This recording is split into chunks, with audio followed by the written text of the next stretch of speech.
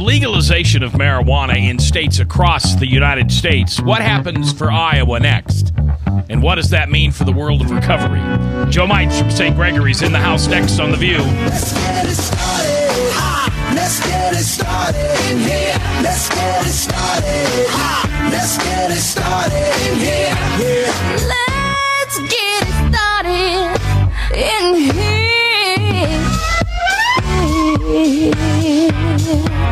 Welcome to The View from a Pew, a conversation among Christians who are out to grow their faith by asking the simple questions, the tough questions, and the stuff you really wish your pastor would talk about. Come on now, let's reason together. It's your voice we want to hear. The phone lines are open, so join the conversation. Call 855-244-0077. That's 855-244-0077. Now, here's your host, J. Michael McCoy.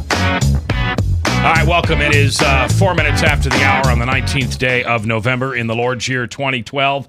I'm J. Michael McCoy, and this is the Monday edition of The View from a Pew. Joe Mites in the house from St. Gregory's, Bob Montserrat, the Cat in the Hat, and, of course, Father Tattoo in the production booth. We have a shortened broadcast week this week. We will only be live on Monday, Tuesday, and Wednesday, and then we're going to take, a 4-day weekend. And I hope to be alive during that weekend, too. What do you mean you hope to be alive? Well, you said we were going to be live Monday, Tuesday, and Wednesday. I Right. plan to be alive.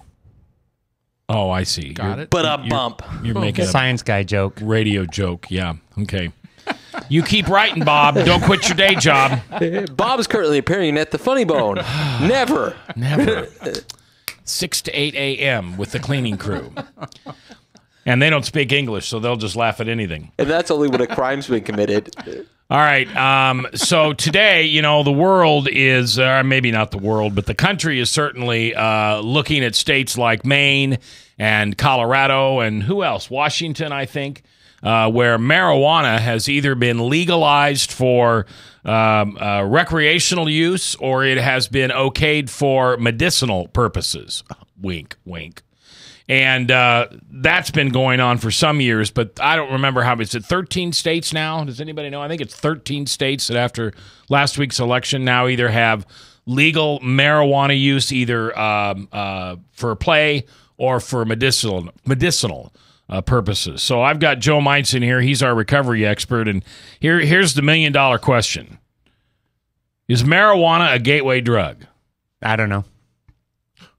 Okay, thanks for joining us today. We'll have a repeat of last week's show. I think it depends on the person. You're exactly right. And I'll tell you this, it's not so much marijuana in and of itself. Okay. And this is really where I can tell you this. First of all, I've gone round and round and round on this for years. I'll bet you have. First with mom and dad. No, it's not mom. Well, what I do know is that it's not so much the drug in and of itself, it's the experience of the process of the drug. People say, a lot of times one of the biggest things that someone will say when they come into a treatment center is, well, I'm not going to be one of those righteous guys when I quit using cocaine and stop hanging out with my old friends, and I'll probably still smoke some pot here and there. That's not that big of a deal. Okay, great. Maybe it's not. But sneaking around in an alley with a drug dealer is, right. It's part of getting marijuana. I mean, if you got to have a secret dealer out there, and if it's, it's the entire process that comes along with it. Now, I can also tell you this, and some of the real research that's come out about marijuana, because obviously there's been plenty. There's a couple of things that I really have some issues with.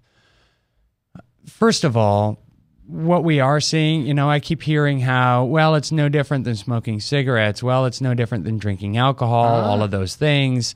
Well, frankly, yes, it is. Yeah. The carcinogens in a marijuana cigarette are much more substantial than in a normal tobacco cigarette. The lung damage that is going to occur from being a regular marijuana smoker, you just as well smoke 2 packs of cigarettes a day. Now, I always heard that was the opposite. It is not. It is not. So marijuana has carcinogen. Yes. Yes. Cars and Carcinogenic carcinogens are. People want to try and say how clean and safe it is. No, it's not. Hey, Joe, can I It'll- ask a devil's it'll kill you advocate? and cause cancer just as fast as a tobacco cigarette. Okay. Joe, The can I other ask a issues that we're really starting he to doesn't see have his headphones on. Oh, are what's called as amotivation syndrome. And have you ever seen one of those commercials where they're talking about marijuana use? And I think I've brought this up on the show before, but they really spoke about how somebody smoking marijuana isn't going to be the guy that's typically arrested all day long and all of that stuff. Yeah. They're usually the guy that's sitting in there, that's just sitting in the living room, not doing anything. Right. And the reason is what we're really finding is it does have a pretty substantial impact on your reward center in your brain. It has a substantial impact on motivation centers of your brain. And when that's diminished, it literally is altering the chemical structures of your brain. It really does have a massive impact on how is it that you think about the world around you. Now, the question is it our place to care? And that's the part that I don't know. Well, the old saying is that a guy on pot will never get picked up for driving over the speed limit. He will never get picked up for being in a fight. He will never be aggressive. It is it's not really a depressive drug like alcohol is, right? Or is it depressive? Well, sure. It is? Yeah, it's a depressant, yes. Oh, okay. Yeah. So, but I mean, look at it that way. It's a depressant. So is alcohol. so can So why do people get in fights when they're on alcohol?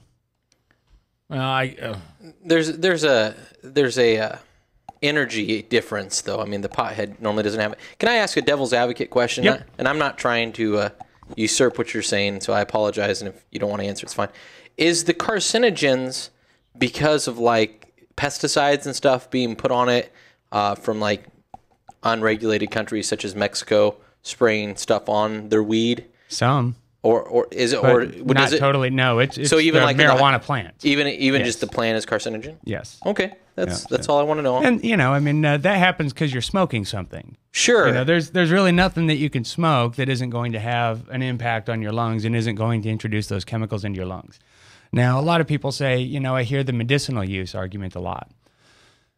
Yes, I understand that the process of intake is a bit different and it's going to have a slower release, things like that. But if that's the argument, if it's a medicinal issue, well, they can concentrate THC in a pill form, but nobody's screaming for that. no. People are only screaming to be able to smoke their medication. Well, why?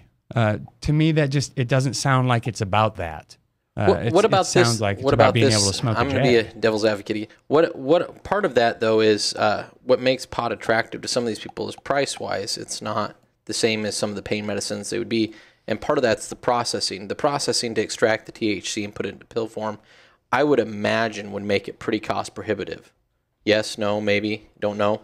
Well, if it's legalized and if it's legalized for medicinal purposes, then we're, and lucky all of us because I'm sure Obama will take care of most of the costs of our medical care. I'm counting on that. Yeah. If you have a kidding. prescription plan, it pay for that. Yeah. Well, I've heard the pill argument before. The terminal cancer. I'll just be honest. I don't know where I stand on any of these issues. But the terminal cancer patient. I mean, I don't know how their lungs are negatively affected. Really, is as much of a factor as the cognitive disability that it potentially could render. I mean, that to me would be the main talking point. Is once you change your chemicals in your brain so much, sometimes it becomes irreversible, or at least takes years to correct. It can certainly be very difficult to correct. When we get into the terminal cancers, that's where I say, I guess I don't really care. Yeah, that's my thing. Is like I don't care. But I guy with know the that back a pain- pill form THC concentrate isn't going to be as expensive as the pain relievers they're on now. So Sure. it's still cheaper. The only difficulty I have is that most of the arguments that I hear seem to be much less about, well, this helps me with my pain than it is about, we should be able to smoke a J. Well, I have noticed, I watch a lot of those like shows about, like out in Colorado and stuff where it's been legalized for medicine, and you kind of watch the people coming in and they're all like, hey man, my back really hurts. I get anxiety. And you're like, really? I mean, most of those doctors that are prescribing that stuff, they aren't doing it for terminal cancer. I mean, I would imagine the portion of candidates would be much, much smaller. Yeah. So, to me, I mean, the issue always comes back to, what is it fundamentally about, and is it our place to care? Is there enough damage caused by smoking marijuana to make it a societal harm to the point where we should be able to legislate against it? Now, for the most part, anytime that I've said yes, the immediate answer back at me is, well, so I'm assuming that you're 100% behind prohibition of alcohol. Because theoretically, I can't find a whole lot of difference between alcohol and marijuana. No, I mean, I think the damage caused is pretty clear from each. You're talking about the damage due to car crashes and domestic violence and all this kind of thing. You bet. The affinity towards alcoholism. Right. I don't think anybody can make a very sound case that alcohol is not dangerous. And I don't think that you can make a very sound case that it's more dangerous or, than marijuana. I think they're pretty well on the same plane. Well, no one thinks about like smoking cigarettes as, I don't see it being compared to alcohol consumption or being, excess alcohol. But yet, cigarettes is a big campaign for people to stop. They can't force you. Right. But they're showing people that this is damaging. Right. And the other thing I wanted to bring up is when you burn something like marijuana, the fastest way to get it into your system is through your lungs when you're breathing that in. That THC, when it's heated, will be more effective than if it's going through your digestive tract. And so there are differences, and that's why people want to get that fast high and get it right away. You can get that from breathing it in through the lungs. Bob Montserrat, the Cat in the Hat, watching the chat. Joe Mites from St. Gregory's, Father Tattoo in the production booth, and I'm J. Michael McCoy. First of all, if the government's going to get behind it, they got to find a way to tax it. Yeah. All right. The second thing is that I recently, here in the last 3 years, started drinking coffee. I did not drink coffee for the first 50 years of my life. I didn't like the warm liquid, and can you imagine me on caffeine? But chilled out a little bit more in my life and decided I'd drink some coffee. And I have a noticeable reaction to too much coffee, too much caffeine. Sure. So how the government can sit back and tell me that caffeine and some of the stuff you find in cigarettes, nicotine, is not as dangerous, is not as dangerous as a marijuana cigarette, I get lost in my head somewhere. It doesn't make sense to me. And then, as you said, Joe, you add alcohol to that, and holy Toledo. If you go back in history, the reason marijuana was deemed so quote-unquote dangerous is because of how it got here in the late 1800s and early 1900s. And it was because Latinos, Mexicans, come up from Mexico to bring it here, and old white guys didn't want Latinos hanging around America. And so they took what they brought, which was pot, and said, well, we can't have pot. That's the worst drug in the world. Go back and read, and I know you know this, read articles back from the early 1900s, and you'd think pot was cocaine or smoking meth or something. Mm-hmm. Now, on the flip side of this, I mean, a lot of the pathways that we've taken to get to a point where, we really look down on marijuana can certainly be argued on. Mm-hmm. On the other hand, I still do see quite a few people that are admitted into a residential center. And frankly, from the perspective of St. Gregory Center, we really, we're really not taking a stance on this. Okay. And the reason is it's primarily not our focus. We've got our hands full trying to help people that find themselves in a difficult circumstance, and how do you get out of it? But how many people how many clients do you have that are, well, and we got to continue this because we're up against a debate, but how many recovery centers are there just for people who are on pot? What y'all know about marriage? We'll talk about that when we come back. Dan's been playing with his iTunes account again. Joe Mines here with St. Gregory's, and we'll be back live here on KTIA, Iowa.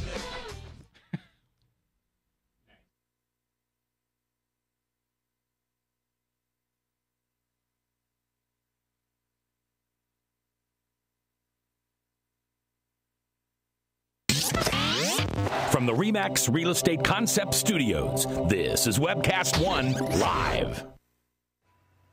Drug and alcohol addiction slowly steals a person's identity, tearing away pieces of their life little by little until one day it seems like the hope of a happy future is gone and there's no chance of getting it back.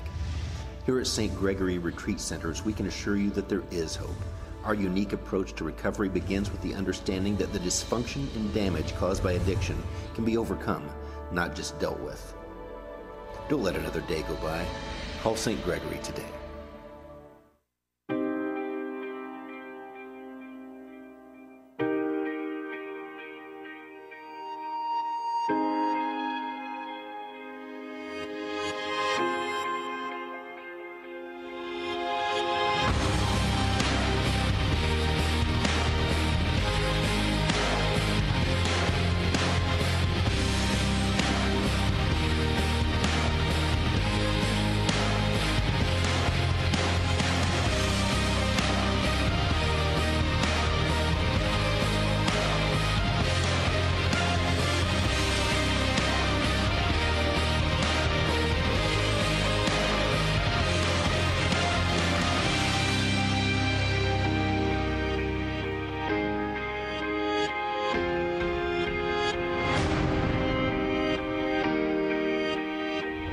The dawn of a new era begins. Well, hi, I'm Rob Spearman. I'm a broker-owner of RE/MAX Real Estate Concepts in Des Moines, Iowa. Give us a call if you're looking at buying or selling a home, or if you're having trouble on your mortgage payments or looking to purchase foreclosures. We have the agents to help you, experienced, outstanding agents. Our office number is 515-276-2872. Or if you'd like to look at homes, go to our website, homeconnectusa.com. Whether you're 10, 25, 50, 80 years old and beyond, everyone needs to live within their means. I'm Tom Coates with Consumer Credit of America. For almost a quarter of a century, we've helped people of all ages learn to manage their personal finances to benefit them far into the future. When problems arise, we've got the experience you need to make those debt problems go away.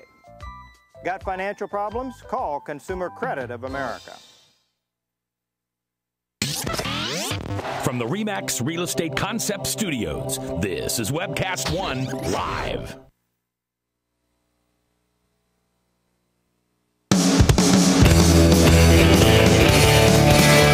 Have you ever been told you're not a good enough Christian? Well, we have too. Join the conversation. Call 855-244-0077. Now here's your host, president of the Not a Good Enough Christian Club, J. Michael McCoy.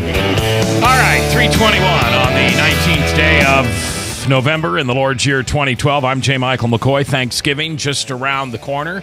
For those of you who are not used to going to a Thanksgiving church service, would like to invite you to Hope. We have two church services. We have one Wednesday evening at 6. John Anderson is giving the message, as well as he is giving the message at 10 o'clock on Thursday morning. Now, I'll specifically speak to the non-cooks in the house. Before you get roped into helping in the kitchen, you could always say, "Oh, honey, I'd love to help you this morning, but I need to go to church. Mac invited me personally to come to church, and I don't want to let him down." I'm sure that would work. Sure. Mm-hmm. You get an apron thrown in your face is what you Yeah, get. Right? I think what happened is the cook go, "Oh, I see. So you're going to deny me my ability to come worship a holy God so that you can go to church and leave me here cooking." Yep. That's about what I'd say. The best idea is you don't cook. You just have it. You go out and buy it. That way you both cook. Well, Ivy makes a great Thanksgiving dinner. Well, and actually, we're serving Thanksgiving dinner at Hope on Thursday after the service at 11 o'clock. There you go. We're serving a full Thanksgiving dinner. Will And it's football open- be on the open for anybody. screens? Huh? Will football also be on the screens? Like they can have the Jumbotron with John Anderson on it. And I don't know. The screen next to it will. I don't know why we couldn't. Okay. Not during the service, but perhaps during the Thanksgiving meal. We could. Isn't it the Cowboys and the Lions? Isn't that the traditional? Or am I getting that wrong? I always thought it was. I only watch the Bears, so I don't know. So anyway, if you're looking for a place to go this Wednesday night or Thursday to honor your Father God for this Thanksgiving weekend, you're invited to come to Hope and tell them that I invited you. You can even sit with me. Not that that'd be a big deal. I sit up front, just so you know. All right. With the election last week and everybody, or a couple weeks ago, and everybody talking about, this new president and Benghazi and what happened with Romney and where's the Republican Party going and how in the heck did Boswell ever survive this long and blah, blah, blah, blah, blah, blah, blah. Something snuck in under the fence that a lot of people aren't paying attention to, and that is that marijuana legalization has become the hot new political football spreading across the country, especially for the Democrats. Because someone who is a progressive individual is more likely to vote for the legalization of or the decriminalization of marijuana. So the Democrats really like it. Now, Governor Branstad said this morning that should this pass his desk, a bill to legalize or decriminalize marijuana in the state of Iowa, he would absolutely veto it. But that may not make any difference to Governor Mike Gronstel because he's still in charge on Capitol Hill. So what do you think, Iowa? 1-855-244-0077. That's the toll-free number. 1-855-244-0077. You can jump on my Facebook, Mac J. Michael McCoy. That's the initial J, Michael MCKOY. Joe Mites from St. Gregory's is in the house, and we've been talking about marijuana and how it works. This is it's so great when Bob Montserrat, the Cat in the Hat, whose full-time job is that you're a what are you? A forensic scientist. Yes, correct. But most importantly, you work a lot with alcohol and drugs. Yes. And I remember once I went out to the lab to take a tour or something, and they had just brought in, what was the bust? It was a big bust. Oh, we have so many of them. Do you? Be specific. There were these huge white bags of marijuana. I mean, huge, like as in 4 foot tall, 3 foot tall bags of marijuana, and the place just reeked of it. And so we stayed for a while. Anyway, Mac was like, "Can we burn this stuff or what?" Yeah, we got to get rid of this and burn it right now. When's the fire starting? No, I've never been a big pot guy. My drug of choice is gin, and that's just kind of where it went. But we've been talking about a little bit about the history of marijuana and why it is such an evil, or perceived as such an evil drug in the United States, because there really isn't a lot of what would you call it, Bob? There's not a lot of proof that people do dangerous or criminal things when they're high on pot. Well, there have been studies over many of the years, and that's where a lot of the ideas came from. That if you remember some of the old ones, and they demonized it and said that people were going crazy and insane and so forth. You remember that, Joe? Sure do. And so those were the initial older studies, and then as time goes on, opinions have changed, and they don't study it as much as they study alcohol. Right. We do alcohol studies all the time, but it's not really legal for us to do studies with giving people drugs and especially marijuana, and so we can't do those kind of studies to see what goes on. Would you volunteer, Father Tattoo, for there'll be many, like a 3-hour test of alcohol versus marijuana? No. Really? Yeah, no. No? Okay. No, I'm good. And I know what that's like. I don't really need to relive those days. Yeah, and I know that there are people that have been used marijuana for many, many, many years, and eventually their receptors don't function anymore, meaning that they don't get a high from it because their receptors, kind of get a memory, and then it doesn't do the same thing. And sometimes that's why people might go to a stronger drug, because they're not getting their high or their buzz from the marijuana because of the receptor problem within the brain. Right. Which is similar to what alcohol does. If you drink enough alcohol, eventually... Well, you have to keep drinking more. Yeah, you have to add more. Yeah, because there are people that are out there that are driving, and I routinely see numbers in the 200s, 300s, and I even see 400s. Usually 500 is fatal. Right. But it's not uncommon. You're talking about a .50. Right. And illegal is 0.08. Right. But I see 0.2s, lots of them. 0.3s. Wow. And I see some 0.4s. But so people are out there and they just have a high tolerance. So for many of those people on alcohol, they're living at a 0.10 all the time. That's where they maintain, and they feel normal at that level. So they're drunk just constantly. Oh. And so with marijuana, you get to a point where you want to get that buzz, so you'll drink or find stronger stuff or the good stuff, not the ditch weed like we have here. Yeah, what's the difference between ditch weed and good stuff? The THC content. Right. And how do you get a bigger THC content? You don't buy the stuff that was bricked up. It's how it's cultivated. It's just like you use Miracle Grow to improve your plants. Well, you can improve a plant and give it the light it needs and give it the minerals and fertilizer. Can you add THC to like a tomato plant? You're not going to do that. No. You could put THC. They do make you can get the oils and stuff like that, and like Poland and stuff sells them. But they actually have like people that are kind of do-it-yourself scientists now at this that have spent years crossing DNAs and stuff like that, and a lot of the strands are named. When I was younger, it was kind of a joke. We used to try to name stuff and make it up, but literally now they have names. And like, this is this strand. It's actually pretty organized. It's almost scary when you start watching some of these documentaries. I'm a documentary junkie, so I learn a lot of this stuff by watching those. And the processes they have now. You realize Pawn Stars is not a documentary. I don't watch Pawn Stars very often. Oh, okay. That show gets boring. How many creative old guns can you see before you go, okay, well, this one's going to be fake? Yeah. Right, so THC is the thing that makes you get high, and that's only found in marijuana. Right. And you can concentrate that. They have ways of making it more powerful, and you pay more for hashish or hash oil or whatever form you're going to get it higher concentration. But that's where you get the buzz.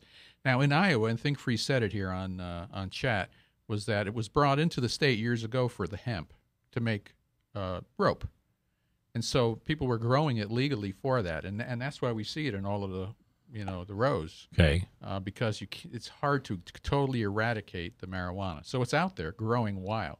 Okay. In a lot of the farm fields. And a lot of the conspiracy theorists will tell you that the paper companies and the oil companies stomped out the marijuana growth in the States because it was such a better product than what we were using. So, because it makes good rope, it makes paper. You can still buy hemp. Yeah. rope. Yeah, they make clothes out of it. There's shoes you can buy completely out of hemp. And of course, this is supposed to be hemp that doesn't have any THC content or notable THC. You can't light them on fire and smoke them. You will. Not the fire. But there's, a lot of the conspiracy theorists, the hippies that sit around, and I should be quiet. The people that sit around during the day that kind of fantasize about that, their arguments are like, this is a big oil conspiracy, this is a tobacco conspiracy, this is why this isn't legal. And it's actually kind of amusing to listen to a lot of the theories when the reality is that the truth is closer to your story than theirs. Joe Meitz is here from St. Gregory's. How many people show up at St. Gregory's that have only marijuana issues? Not a big number. Periodically, we get some. Is that usually driven by a parent?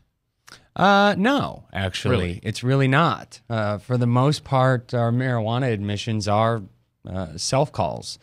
And that's really the issue is that's when we get into the amotivation. I've seen marijuana ruin people's lives just as easily as anything else, but you can do that with almost anything you find on, you can ruin your life just about any way you want to. And, that's why for me, this is one that I've struggled with. When I think about the notion of it becoming legal, my gut reaction is a little sorrowful. And, because I know what it does. I know the impact that it can have on people's lives. At the same hand, the question for me personally is it my spot to call that? I'm sure our creator felt the same way when he gave us free will. It's like, yeah, there's there's a big upside to this, but it's really going to be difficult to watch people struggle with it too. Okay, so let's move to that question. I remember the bumper sticker that said, "Man-made alcohol, God made weed. Who do you trust?" What would be the purpose? God didn't light it on fire and put it in your mouth. Right. Okay, but then what's it for? What's it for? Yeah. It's a weed that we found out did something crazy. But God made it. God also made peyote, but you shouldn't use that either. And cobras. Yeah. He made Cobra Mustangs? Yes. I can't believe that he didn't, because those are pretty sweet. He created Carroll Shelby, which created the Cobra Mustang. Okay. So yes. But so that argument that God made pot. That's just stupid to me. Yeah. I mean, that's just a non-intellectual standpoint. I mean, it's childish. It's just like, I totally agree. It's like, okay, get real. And that's why, a I'm lot gonna of take the that argument. bumper sticker off the back of my car. Yeah. I tell you, I think there's a lot of the big proponents for marijuana legalization could further their case a lot farther if they just get real about it. If your point when talking to me, because I see the bad things about marijuana, and there's plenty of them. The only thing I can't get past is it my place to regulate that? Can we legislate morality? Can we legislate right and wrong all the way down to what size of soda you drink? All of those things. No so kidding, that's kind of the bucket that I put it in. All right. So that's where, for the most part, I hear the arguments that we need to legalize it based on, it makes great hemp paper, and come on, That's give me a rotten break. too. All right.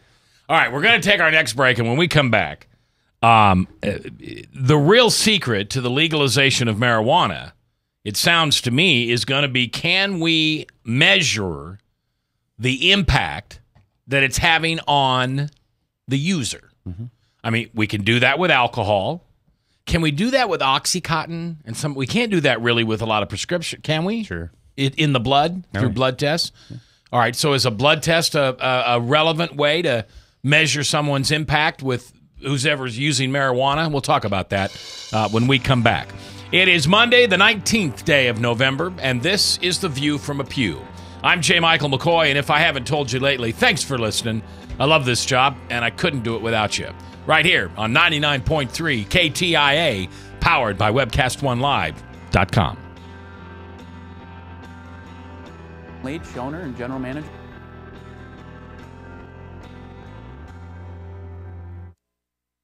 I'm Brian Leach, owner and general manager of Service Legends. I brought along a couple of the home comfort heroes. Hi, I'm Tammy Wells. I am Nick Wondershide. I am administrative manager. I am the senior technician from Service Legends. It seems like every good thing, when you feel it to the bone that it's good, there's a lot of hard work put behind it. I don't think that you can fake it and have it turn out good. If we seem like, okay, that's just weird, it's just a furnace, why would you believe so deeply in a furnace? It's not just that, we want to show the world that you can have good service. Yeah, I mean, it's your home. It's built into our daily trainings, it's built into our culture, that we're gonna do whatever it takes to have each client say they love us, period. That's why we spend all the hours in the training that we do. And if we guarantee it's gonna be a good experience for you, or else it's free, what type of work do you think we're gonna do? There is a guarantee. Temperature selection guarantee, fixed right or it's free guarantee, comfort guarantee, best value guarantee. All of these guarantees hold us accountable to ensuring that we exceed your expectations.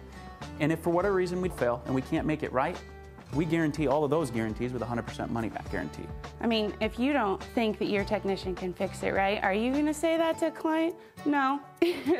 You don't have to worry about having a technician come to your house. We drug test, background check all of our team members. We put safe people in your home. Each and every one of our service techs, 400 hours a year in training. You tell it the minute they walk in the door. They know what they're doing, they've done their homework, and they actually truly care about what you want. Because at the end of the day, you're the person that makes sure I have a job. They're gonna be listening. They're gonna wanna know what your challenges are. Then they're gonna come and give you options, and you get to choose. If I'm there to help and I make it easy and painless, I did my job right that day. Well, when it comes to your comfort, safety, and your family, you don't necessarily go buy the most expensive, but you get the most bang for your buck. Oh, it's worth it, because there's a lot of people that will find a way to get it to work right now and then leave and then come back, charge you again, and the cycle just repeats itself. So when I'm out there looking at the furnace, I want to find why it failed today. How can we change the part today with something that you're not going to have to worry about? Is it worth changing the part today? I mean, you can put a lot of money into a furnace. I can fix parts all day. There's good job security in that for me, but is it the right thing for you? I get a lot of the phone calls of after the technicians are there. They're just in awe. They're like, wow, you guys are great. I mean, I don't even know what to say. You guys are great. Everything you did was perfect. It was great. Keep going, though. I like this. Just give us a try. I'm going to take all the risk. I've got the time to make this right. I've got the support to make it right. Just check us out. And if you don't see the value in what we do, I mean, fixed right, or it's free or 100% money back. enough said.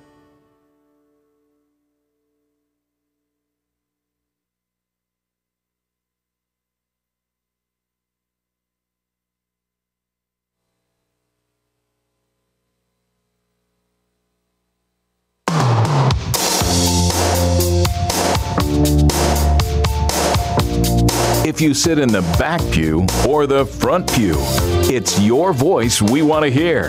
The phone lines are open, so call 855-244-0077. Now, here's J. Michael McCoy.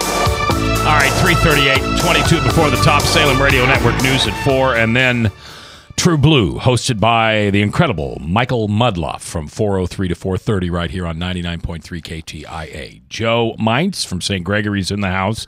Bob Montserrat, the cat watch in the chat, but today he's very useful in his full-time, daytime, real-time job, which he's a forensic scientist and an expert on drugs and alcohol.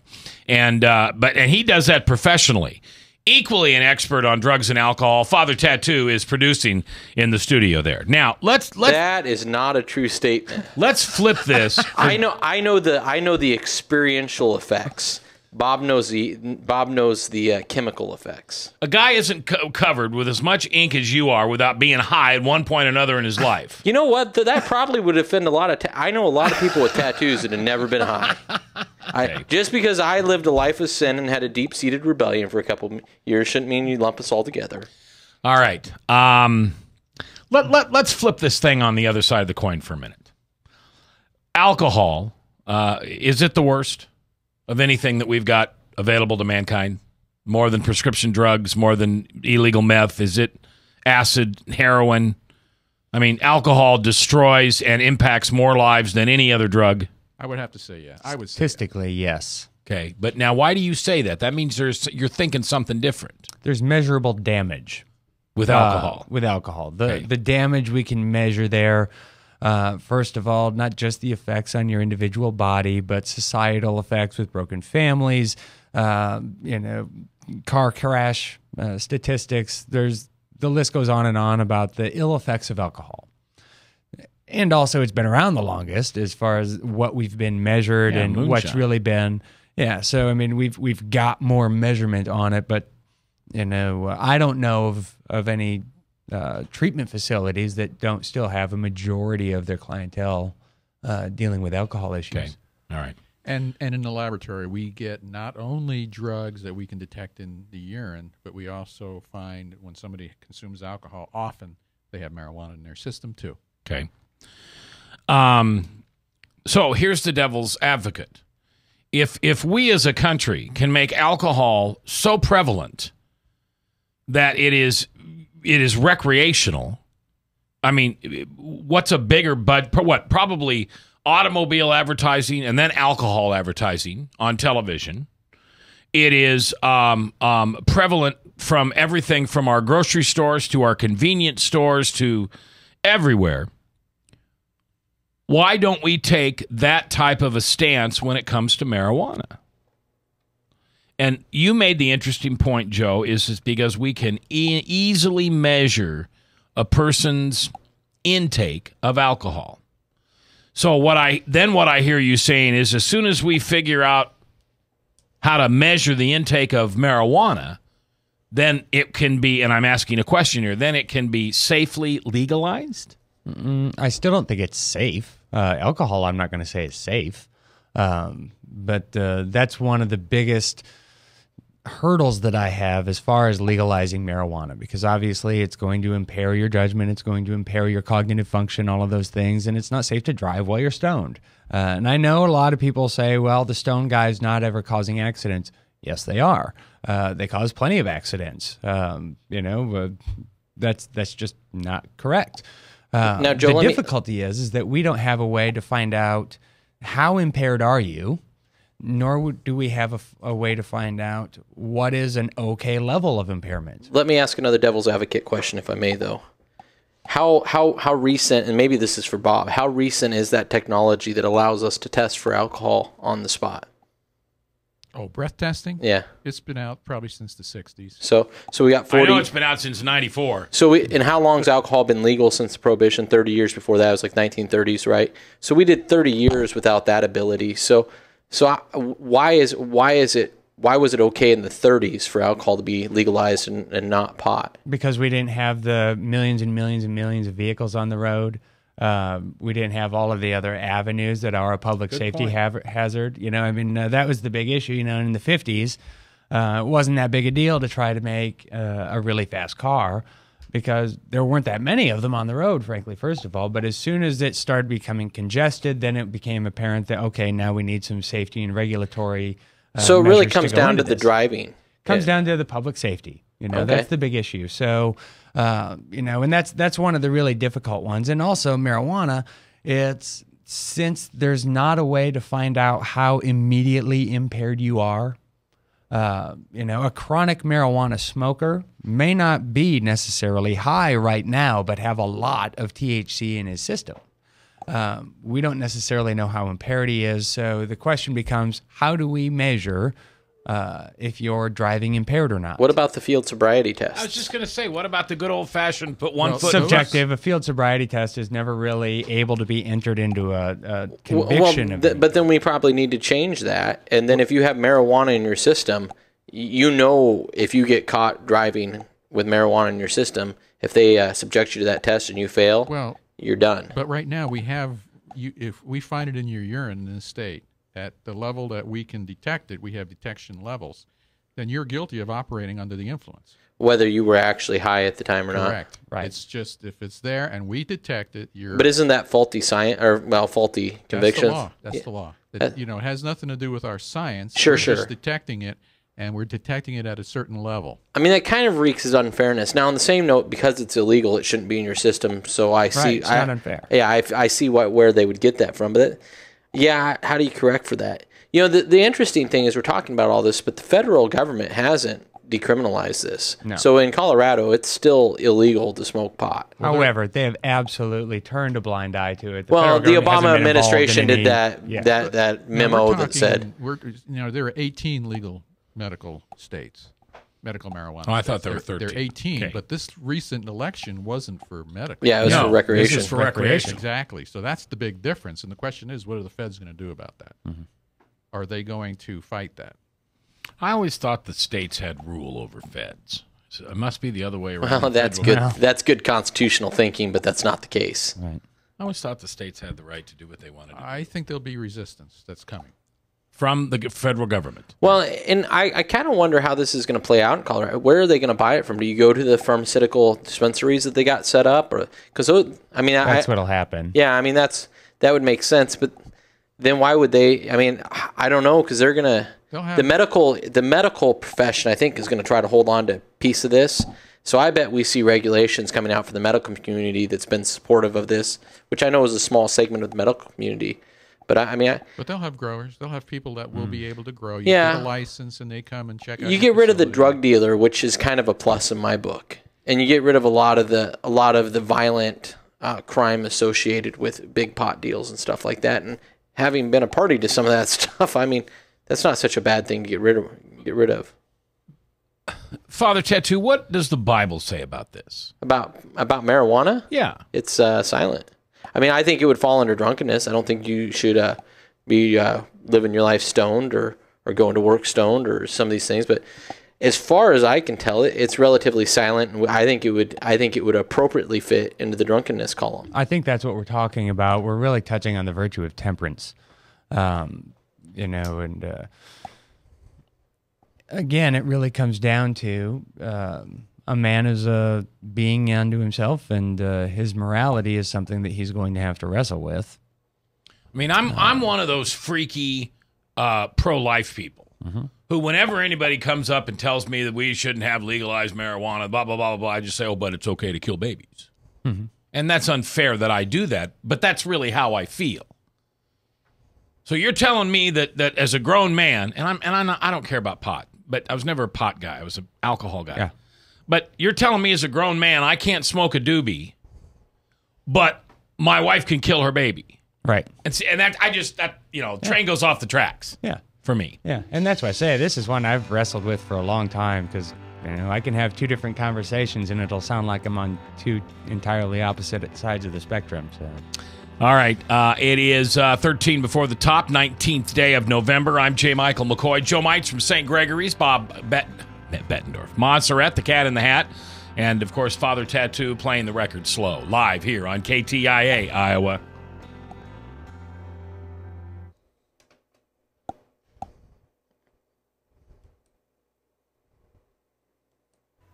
Drug and alcohol addiction slowly steals a person's identity, tearing away pieces of their life little by little until one day it seems like the hope of a happy future is gone and there's no chance of getting it back. Here at St. Gregory Retreat Centers, we can assure you that there is hope. Our unique approach to recovery begins with the understanding that the dysfunction and damage caused by addiction can be overcome, not just dealt with. Don't let another day go by. Call St. Gregory today.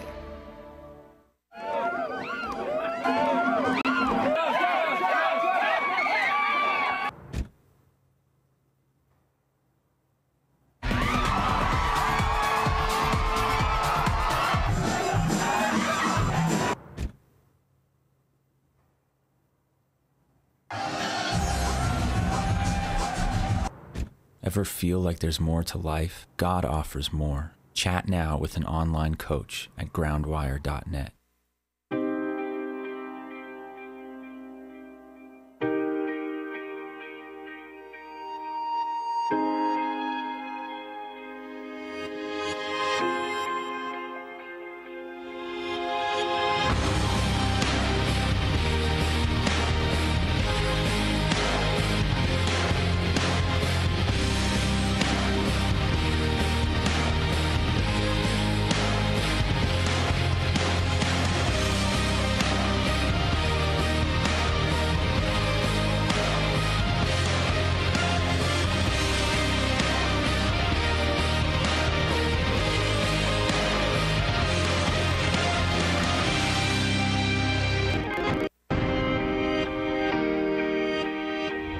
The dawn of a new era begins.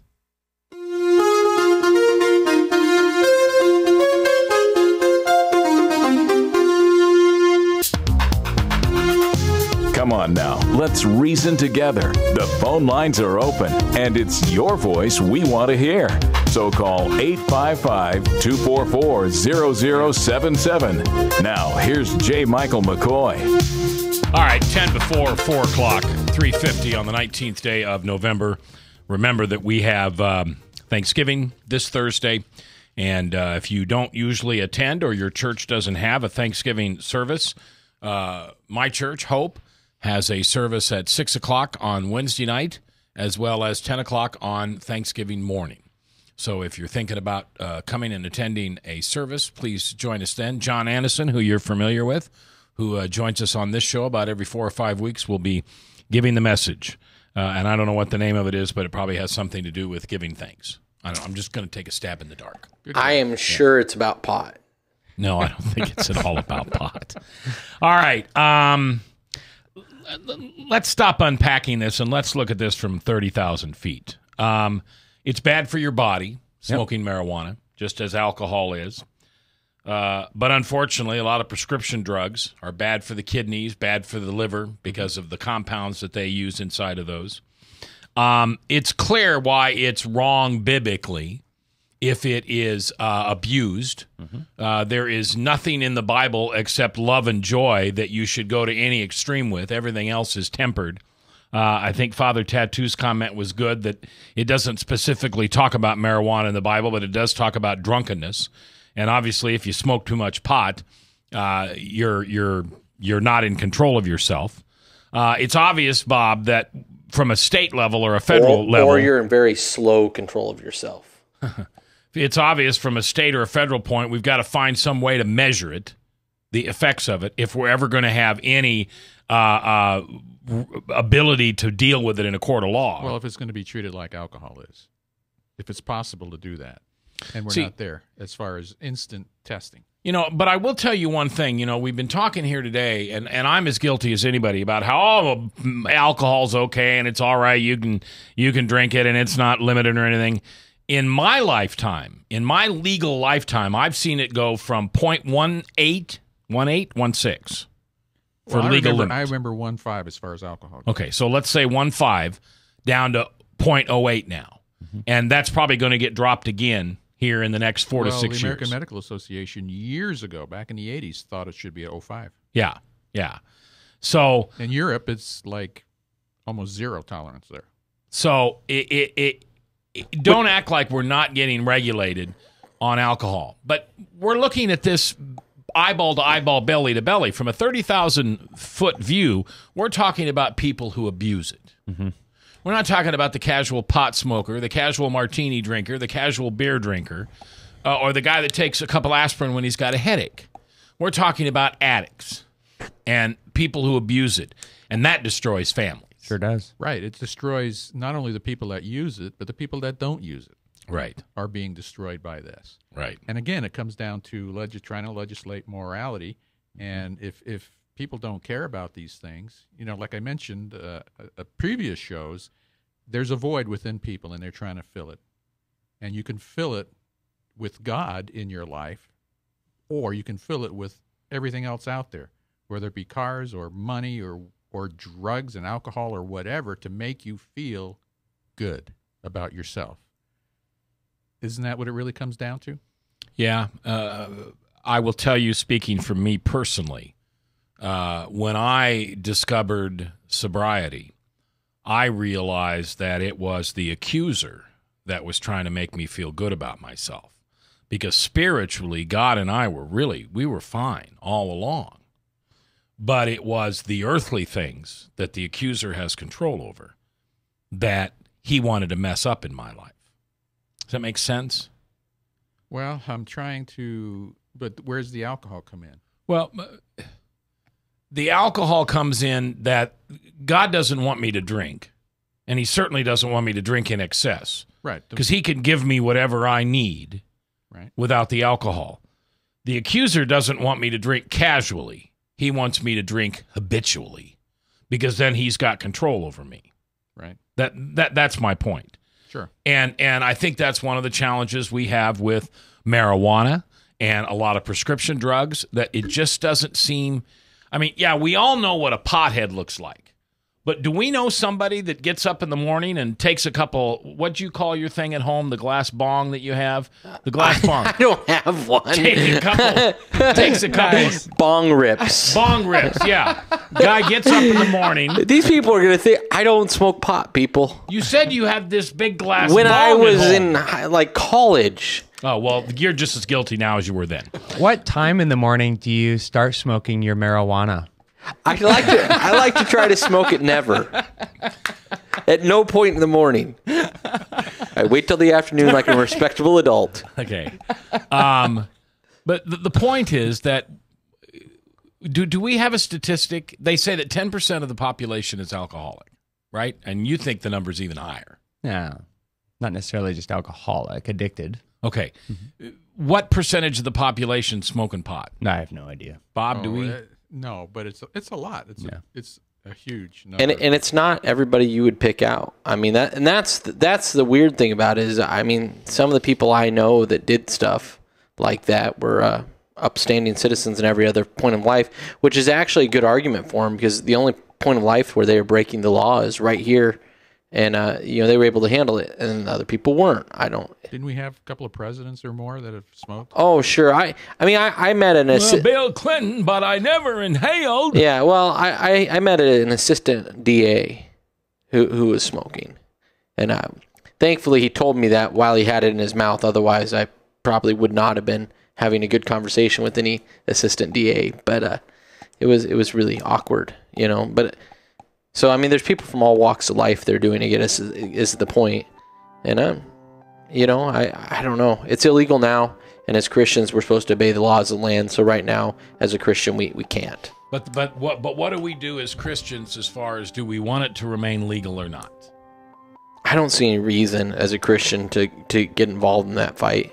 There are so many more valuable fights that we should be involved in. You know what I said. Anybody who wants to jump up and down and holler about people hurting themselves smoking marijuana, I just throw the pro-life card at them and watch them try to dance around that one. And that's tough to dance around. I think that's a better argument to spend your energy on. Bottom line is, if you have someone that you love, someone in your family, someone that you work with, maybe you, that you think may have a problem, may have a challenge, may be approaching a problem with their intake of drugs or alcohol, call St. Gregory's and talk to one of their certified, incredibly passionate, nurturing counselors and find out how you can begin to get that person on the road to recovery.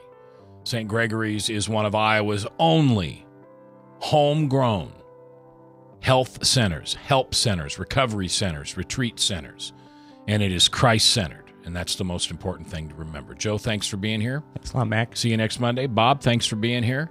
Father Tattoo, bong rips, right? Okay, I learn new things every day when I'm here. And remember, no matter what you do today, do one thing for me, please. Pray. Good evening.